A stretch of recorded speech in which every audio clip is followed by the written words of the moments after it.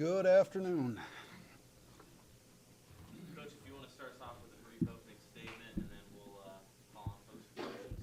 Yeah, it's nice of everybody to show up and see Coach Satterfield. I know most of you came here to see me, but come a few minutes early and spend a little time with him. Really kind of you guys, out of the goodness of your heart. No, excited to be here. It's always kind of crazy this time of year, knowing first pitch is 72 hours away. When to maybe big league baseball fans, they're just seeing people report for spring training. So it's kind of an interesting feeling knowing you're still working your way out of winter and the bullets are going to fly pretty quick here. But been a great group of kids throughout the season. Had a great semester in the classroom in the fall. We've gotten a lot better. There's a lot more synergy and guys on the same page than we had in August and September. There's been really good growth with that group, so we're excited to see where we are to start the season.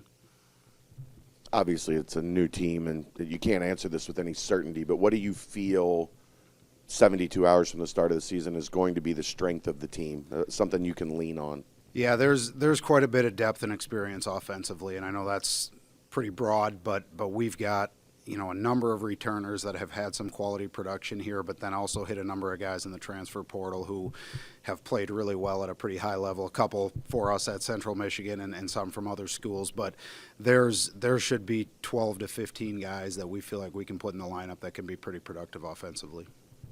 And then pitching as a whole, I know they were young last year.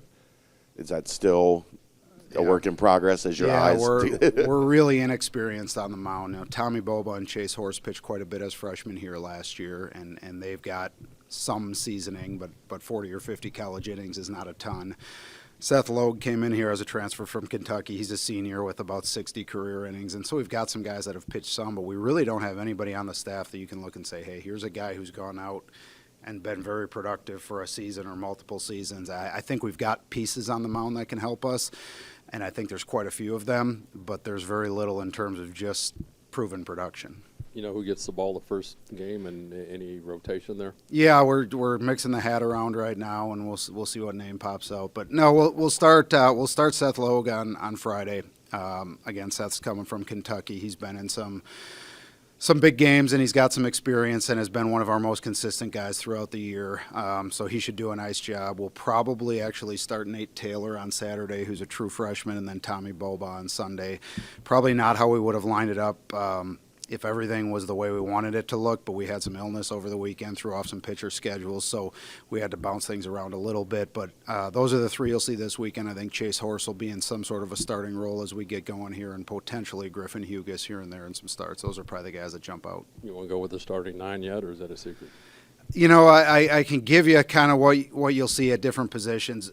We legitimately will mix that lineup with probably 13 or 14 guys pretty regularly, and so I don't view it as we have a set nine at this point in the season, and to me it's actually a really good problem that we have. Sometimes it's kind of like when they say you have two quarterbacks, you might not have any quarterbacks. Sometimes if you say you got 15 guys to play, doesn't mean you have any, but we legitimately do have some depth there. You'll see Tommy O'Connor and Josh Cross kind of split time first base DH. Those two guys will hit in the middle of the order, and they're talented, quality offensive bats that'll do some really good things.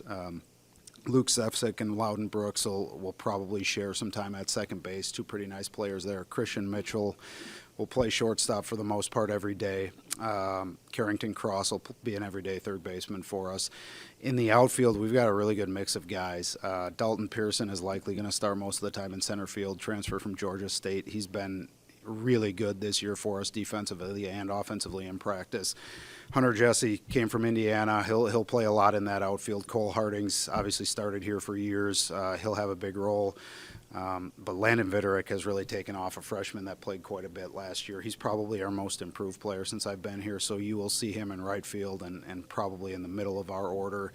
And then Corey Klingenbeck and Alec Jones will kind of share that time behind the plate. We've seen firsthand the uptick in competition across the board here at UC in the Big 12. Can you give me a description of what the baseball is like in the Big 12? Yeah, watching Wes and his team gives you a little bit of cold sweats. I mean, you come out on Saturday, and I thought they played outstanding basketball, but you play a team like Houston, it's going to be awfully tough, right? And I think we've seen it with basketball recently. They're playing incredibly hard and, to me, incredibly well. I'm not a basketball coach, but it's been impressive to watch. But but wins are hard to come by, right? And baseball is not a whole lot different. We may not be the premier conference in the country like basketball. That probably goes to the SEC, but we've had 5 teams in 5 years make the College World Series, 5 different teams, and so that shows the depth of the league. There's going to be probably 10 teams in our league with a legitimate goal of playing in the NCAA tournament that can stake a claim to having the talent to be there, and they're not all going to get there. And so it's deep, it's tough. I would say probably the second best league in the country, and with Arizona and Arizona State jumping on board next year, that's not going to change. You mentioned the depth for this team. Obviously, you look down, you see 5 players named to the D1 top prospect list. What does that say about this team? And obviously, it leads with Tommy O'Connor there. What have you seen from him so far on the offensive and defensive side this offseason? Yeah, we think we've got some talent and some ability to compete and win. Now, again, in this league, you better, or you're going to be in a lot of trouble. But Tommy certainly, you saw it the second half of last year when he got some regular at-bats, the production he had, and he only got better as the fall went on. Now, I think it's going to be really important that Tommy doesn't try to do too much. You start hearing baseball in that draft year, in that junior year, if you don't get an opportunity, signing bonuses start to go away and those kind of things. And so I think he's got to caution himself from trying to be more than he is, which is a really good player, but he has to be 1 out of 9. But really talented kid. But again, offensively, there's a lot of depth of talent and experience there. But there actually is some pretty good upside on the mound too. And you saw Nate Taylor in that prospect list. Again, we'll start him opening weekend. Whether we see him as one of our top 3 starters right now, I don't know, but shows something about what he's done this fall that we're comfortable giving him the ball. But Drew Erdman, Carson Marsh, Bradley Coulter are all true freshmen that'll get innings, and those guys have some upside. And I think down the road we'll see the fruits of that as we get them seasoned, as we get going. When people get their season tickets and come watch you play, what style of baseball do you lean on? Yeah, I've mentioned it, I think, before. I say we'll play fast. I think that's pretty cliche, and so the question then is, what does that mean? I think we want to be very, very aggressive in how we play, and sometimes that's going to be attempting 5-6 stolen bases in a game, but there's games that the defense or the pitching takes that away.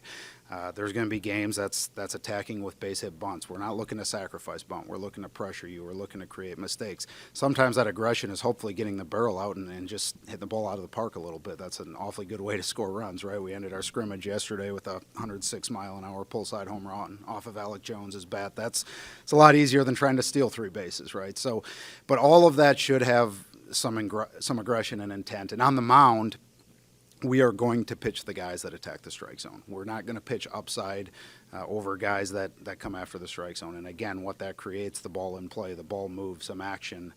To me, it's a fast-paced style because there's a lot of action that's trying to be created on both sides of the ball. Any other questions for Coach? This weekend, first series, what's a success look like for you? Yeah, I think what I'll challenge our guys with, Jacksonville's a pretty good opponent. They're picked to win the ASUN, which is a solid league. They won 34 ball games last year. Return, I think, a first-team all-conference pitcher on Friday. That'll challenge us.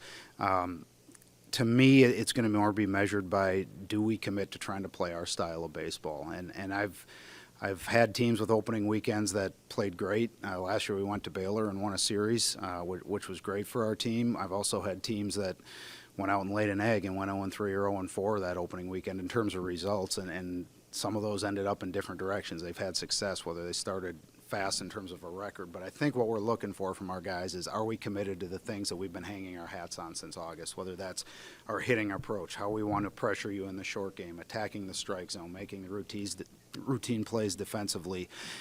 If we're pretty committed, and we're going to have ups and downs, right? We're going to make mistakes. But if we look like we're committed to those plans and trusting them even when there's failure, to me that shows we're building in the right direction. If when we hit some of that adversity, we stray from those things, it tells me we got some work to do to really get bought in and in the right direction.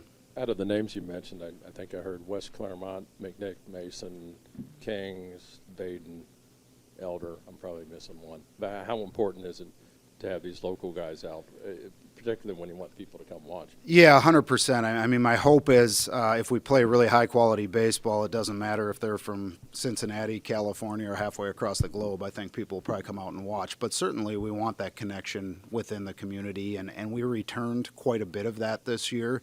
But I think it was also cool to see a guy like Hunter Jesse, a guy like Seth Logue, who went off to play somewhere else, went to Kentucky, went to Indiana, and have decided to finish their careers here. Now, our goal is to keep those guys close to home before they ever do leave, but obviously they've got pride in coming back close to home and playing in front of their family, their friends, their supporters. And if we're going to be really good in the Big 12, we're going to have to recruit a lot of regions, a lot of geographies, but the start of that process has to be in this part of the state.